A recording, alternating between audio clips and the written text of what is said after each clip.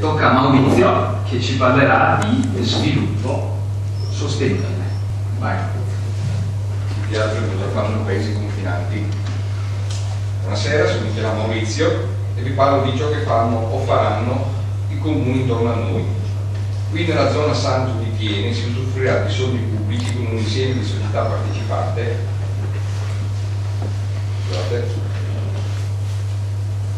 Un insieme di società partecipate. Penso di investire 6 milioni di euro in un termovalorizzatore, ovvero due cisterne del diametro di 32 metri che serviranno per lo stoccaggio del ceroso prodotto in questa zona. Si tratta di far marcire il nostro mais, rivendendolo a noi sotto forma e costo di gas biologico. Per farlo funzionare occorrono 350 ettari di mais, o banalmente soli. Non tiene conto delle stagioni avverse, il cambio delle culture o pesticidi, ne sarà interessata tutta la valle. Per la semina, il trasporto con mezzi pesanti, traffico e strade che non ci sono, là dove verrà fabbricato, e i carburanti a 2 euro al litro, scaricando tutto nei costi della bolletta già cara.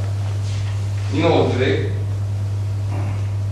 gli ultimi contadini rimasti potrebbero trovare difficoltà nell'accumulare le risorse per nutrire il bestiame. Noi importiamo già il 60% di quello che mangiamo, con la possibilità di non riuscire a creare un minimo di concorrenza sul prezzo.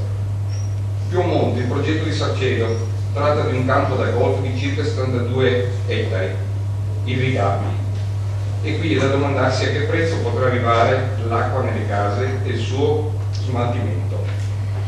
Quali le prospettive per il Maranello e il lavoro che gira intorno adesso?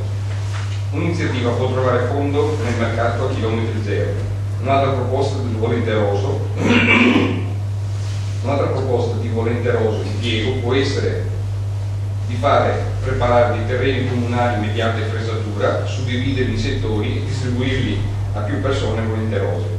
Il terreno non deve essere necessariamente del comune, potrebbe essere ceduto in affitto anche da privati con il compenso di una percentuale sul prodotto, come si faceva un tempo a Mezzadria, sperando nella sua funzionalità.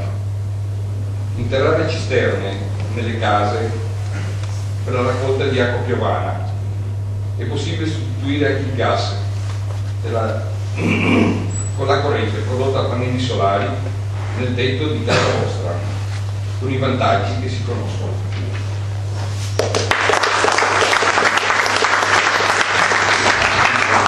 Grazie.